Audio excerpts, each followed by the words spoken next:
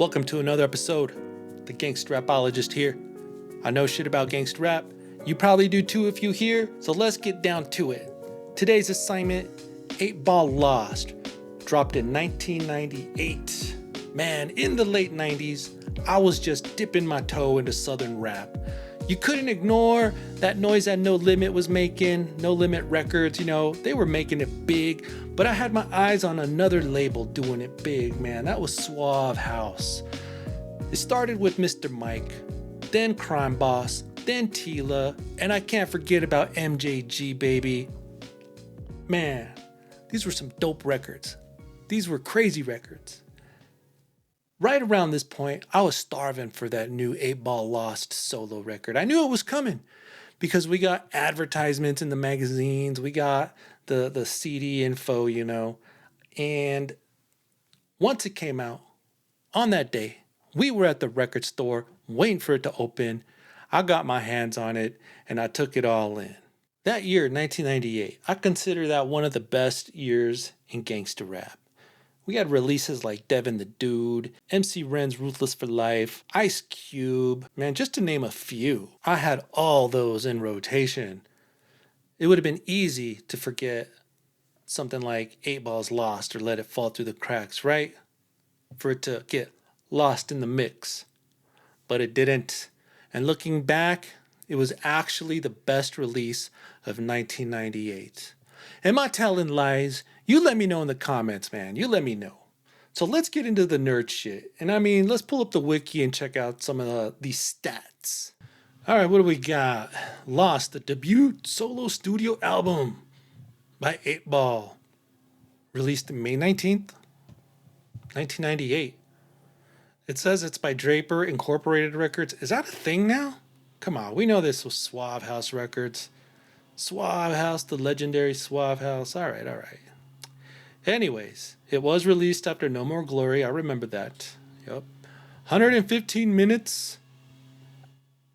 Who gave it professional ratings? Let's see. All Music, 3 out of 5. The LA Times, 3.5 out of 4. Rap Reviews, 8 out of 10. All right, man. These are all pretty decent. I think Rolling Stone, 3 out of 5 is cap. I wouldn't give this anything less than an 8. I wouldn't respect any opinion less than that. Let's check out some of these features. Spice One. Yeah, there's not a lot of features on the first disc. MJG, Good Him Up. I guess I was wrong, Busta Rhymes, Get Money. That was a cool track. The third disc, how many of you guys had that? It was just kind of a Suave House sampler. Wasn't anything too great, but it was okay. Can't Stop. Wasn't this on Too Short's album? I bet it was. It's 6 minutes long. That sounds like a Too Short song. Okay, Peak Position, Billboard 200, number 5. Not bad. Top R&B and hip hop albums, number 3. That's surprising, man. I'm surprised it didn't hit number 1. Year-end charts, 197, 57. All right. Boring references. I don't know, man. The Source. I didn't really read that. How many mics the Source gave it. How many mics did they give it? Let's see. Do we have 4 out of 5? Yeah, that's respectable. All right. This other nerd shit. Nothing really that great. So major fast forward to today, almost 30 years later, probably like 27 to be exact. How does this record hold up? Is there anything that didn't age well? Anything that got better over time? Is it still one of the greatest double disc records ever? Scratch that.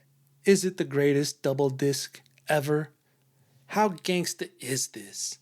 Let's dive into this review and come up with some answers. All right, let's judge a book by its cover. Let's check out this cover. So, what do we got? The Lost record with East, West, South, who knows? What direction are we going? 8Ball in front of a cool car with a pit bull. We got vultures here. This is weird. Some covers have the vultures and some don't. Dude, some of this cover, okay. I just noticed this right now, man. I didn't even notice this before I was recording this, but one of the covers has the space shuttle in the back and the other one doesn't. The vultures are here. The vultures are gone on the other one. And I think that's it. I think that's the real difference. And then I wonder which one I had. I bet you the physical CD really didn't have the vultures. I don't know why Spotify does, you know? Man, what a trip. I'd have to look on eBay now, but it looks like the physicals I'm seeing online don't have the vultures or a space shuttle in the back. Wonder why. Wonder what the hell. You know, the cassette. Okay, the cassette does not have the vultures and it does not have the space shuttle in the back. Cool. What's really weird about the cassette though is that it was a 2 cassette package. So you had different pictures on the cassette than you had on the CDs. I don't have the physical CD anymore. Who knows what happened to it? But I do remember the picture of him like puffing a cigar or a blunt or something like that. It's crazy. But all in all, my opinion about the cover is it's cool. It's not too crazy. Like it's not covered in gold or mansions like a lot of covers were back then. Because No Limit, you know, they were doing it big in Cash Money. This one's out there, but it's still not too out there. I like the cover. Let me know what you guys think. And what's up with the differences on these covers? Do you really think all niggas know is anybody give me?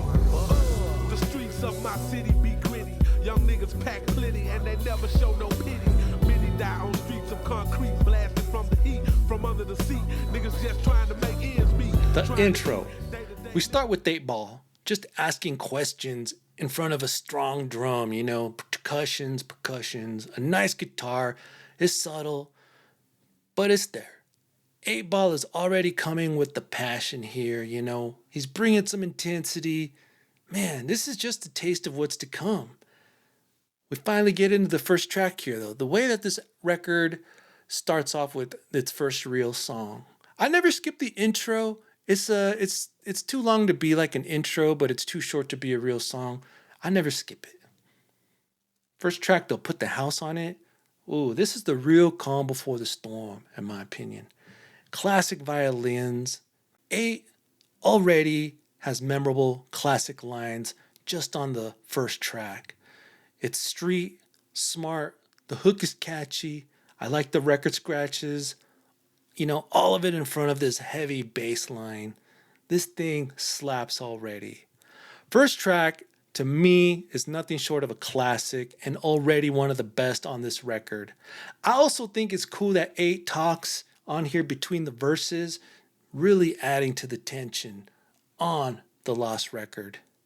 So, is this record for real, man?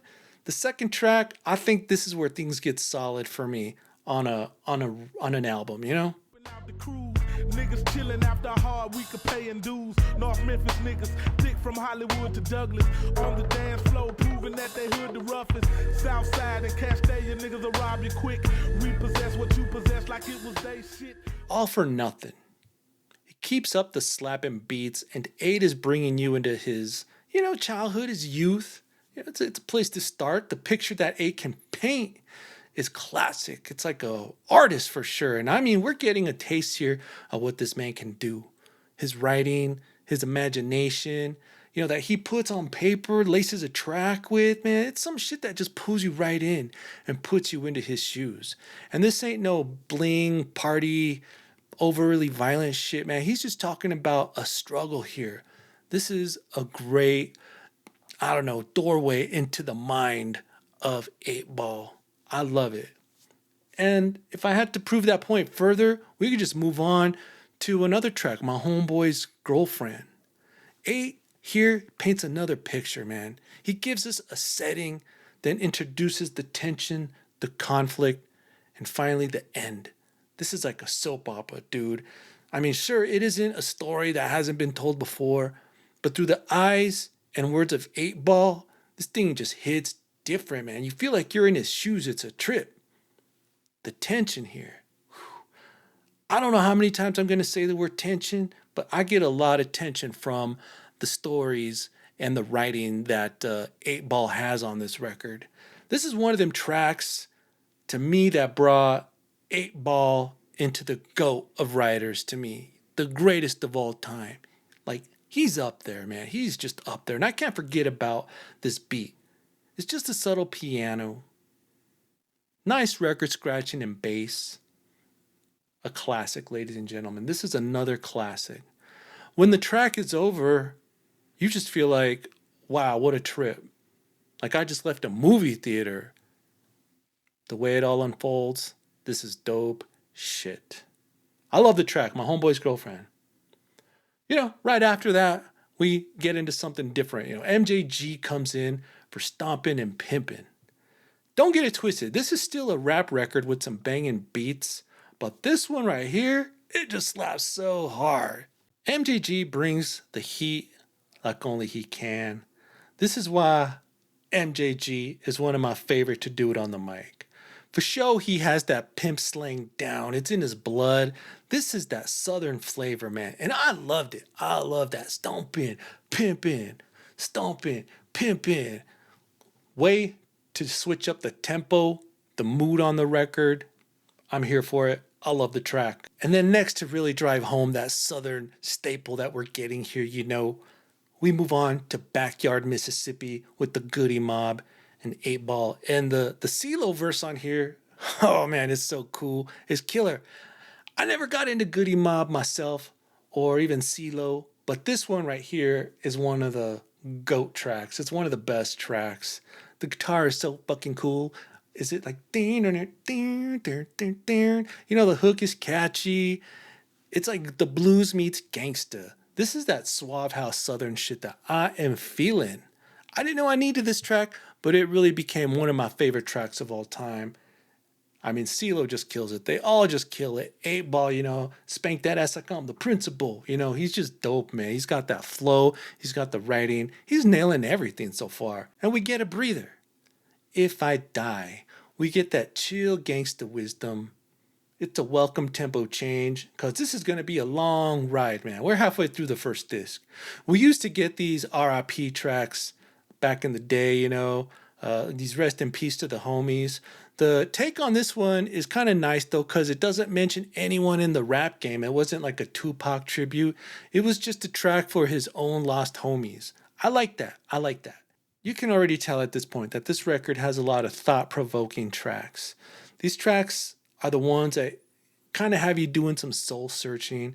And since this is a 2-disc record, there's plenty of room for the upbeat gangsta shit, but there's these iconic other tracks like Ghetto Love. I believe the chick on here is Nola, which was, I think it was 2 girls on Suave House.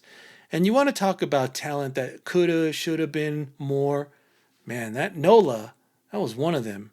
Just a smooth nicotine flow, She's got that cool voice. It's a hella catchy beat. I mean, I think it's T-Mix here, right? It's got to be T-Mix. I don't know. I don't have the credits. The back and forth between the two makes this one of the best male-female duo tracks I've ever heard. Let me know what you think about it in the comments. But I love that track, Ghetto Love. Finally, the first disc comes to an end with the title track, Lost. Open my heart to God and hope that I get touched right. I just might take a life, stop breath, bring death to all in my vicinity until there is just me left. Searching all this time, trying my best to find my way, running around trying to chase this money, taking me around the world in a day, blowing smoke all up my nose. It's one of those tracks that are mental again, straight from the heart, straight from the mind. You can't skip it, man. This bass line with the wisdom by 8Ball, damn, his writing is so top tier. And this is one of his greatest examples. I think it's a worthy title track. A solo track, it doesn't rely on any star power. It makes me just love the way disc 1 ends. I love disc 1, period. Moving along to disc 2 now. 360 degrees. Welcome to the Bay, y'all. We got E40, Spice One, Rappin' Forte, and Ant Banks. What a legend, man. Ant Banks, all these guys legends. This one reminds me of Tupac's Ain't Hard to Find. Has to be one of Banks' greatest beats on his resume. Why not get this 2 started with some gangsta shit, right? It was dope, man. This was a cool nod to the West Coast. In a year when the South was starting to take over, 8Ball brings him out here. Boom, man, drops a dope-ass classic. So let's get back to 8's incredible storytelling. On the track Time. I don't know if this was all about him, but it sure sounds like a first-person experience. Even for him to be able to reach back in his brain of a childhood memories, and just tell this hood tale and be so vivid. It's crazy, it's fluent, it's just so natural to him. It's incredibly natural. Again, like he's done before, he brings the premise, the conflict, the beef, and the end. Bragging on they click and how many crews they click with. Trying to start some extra clip shit. Them niggas so for real. James so who to get with and fuck this whole grill. Carlo, that slick nigga pulled the 22. They got some heat too. What the fuck we gonna do? Bustin' hit the back door. Now we in the alleyway. Running hard, pumping fast, trying to see another day. Blessed to escape the mayhem. Time and time again, we escape the mayhem. Yo, what's been going on? 8Ball is writing movie scripts here. Never mind a rap song, dude. Nothing but real shit here. He's a lyrical writing genius. And the record, it still has some upbeat shit left. We get the track with Redman, and then the other one with No Limit. You know, he's just bringing that ghetto funk and something to ride to. It's all fun shit here. And back then, I didn't care for the No Limit track. I always skipped it, actually. Even the Redman track I didn't really care for.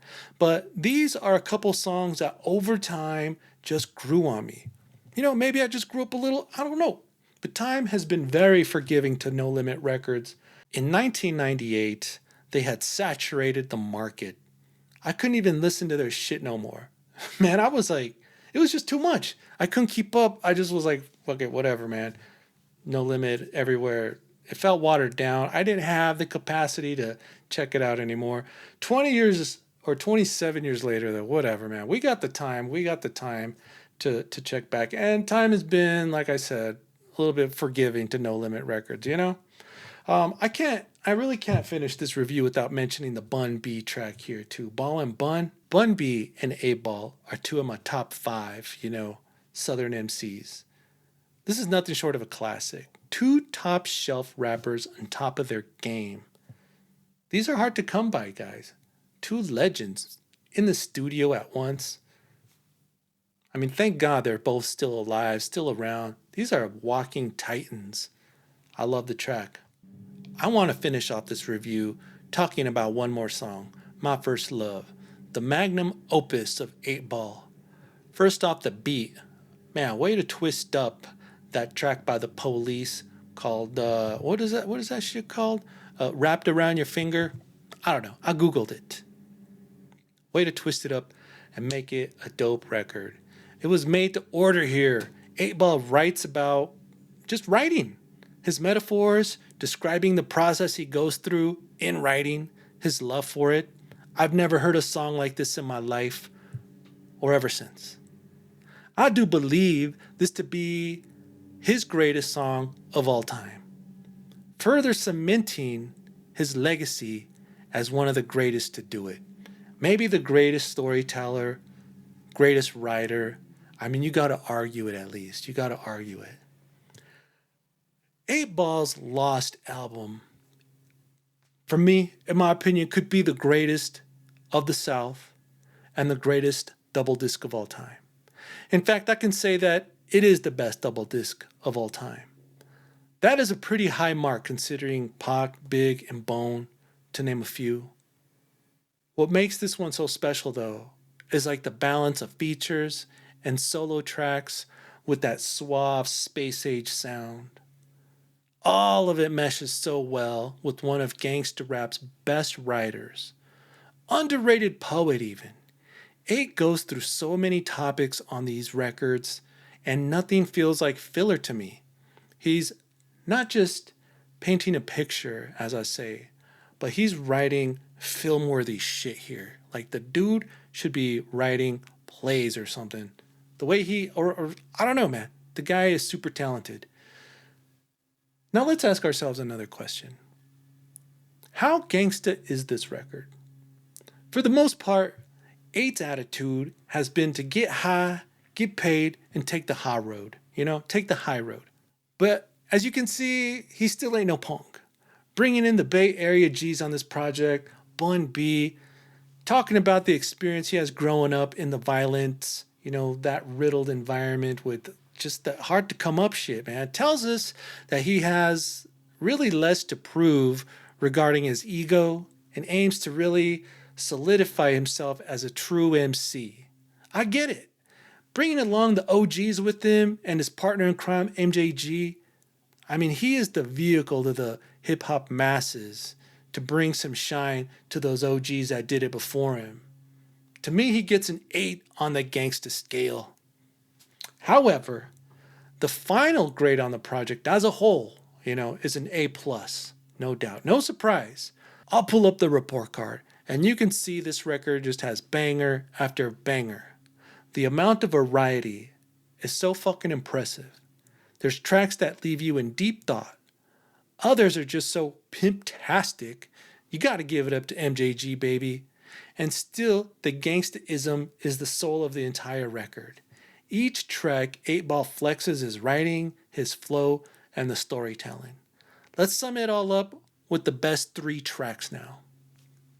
Number 3, Stompin' and Pimpin'. Whew. Who can, you have to move when you hear this track, man. Stompin', Pimpin', psh, there is nothing stopping you from moving. MJG, 8Ball prove why they are probably the best duo to ever do it, And then we got Time, the storytelling. You listen to that song, and when it's over, you feel like you just left a movie, The way he puts you in his shoes and then sets the stage, it's like you're there, man. Like VR, it feels like VR. I love it. The writing is phenomenal, and so is his flow. And then finally, his greatest song has to be My First Love. My First Love. The way he writes about writing, his love for hip-hop, how it pays him, how he just loves it. All of the metaphors, the man's a genius. That to me is the crown jewel of the record. Maybe the hardest top 3 I've ever had to do.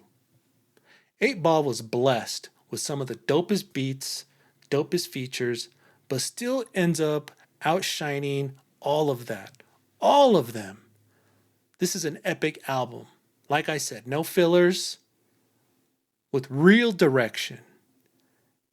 8Ball isn't just a rapper or a writer. What he's done here is directed a classic album, a classic project, making him anything but lost, ironically. It's hell of ironic. I can't tell you enough how much I love this album, and I know I probably sound like a hype beast by now, but it's my top record of the South, my top double disc. Let me know what you think about the album in the comments, Am I just being a hype beast, Am I just riding his nuts? Am I full of shit? What's your favorite track on this record? And really, tell me about the first time you heard this record or when you got it. I love hearing those stories. I was like right out of high school, just driving this little white car that my pops gave me. I barely had a CD player in it. And I was heading out like 15 miles outside of town to check out this little record store that would give us these CDs early, like a day early. We were there, man. The night before a record dropped, boom, getting this shit. So, 8Ball Lost, what a classic record. Hardly gets talked about as one of the greatest of all time, but take it, spin it, listen to it, and then tell me where it really sits in the hierarchy of the hip-hop greats. I think it's badass. With that, I'm signing off, y'all.